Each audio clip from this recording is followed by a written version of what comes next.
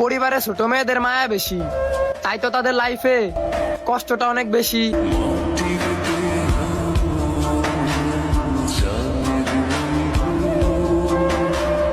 পিরিয়ডের ব্যথা আর প্রেগনেন্সির ব্যথা কতটা কষ্টের সেটা যদি তুমি একটু ফিল করো, তাহলে মেয়েদের সাথে রাগারাগি করা তো দূরের কথা, তাদের দিকে চোখ রাঙায় কথা বলতে তোমার কলিজা কাঁপবে।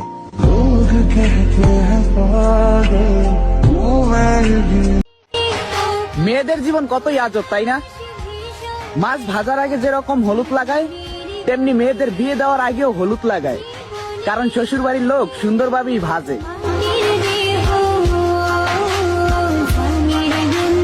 দুনিয়াতে কত রকম খেলা আছে, ওইগুলা খেলো।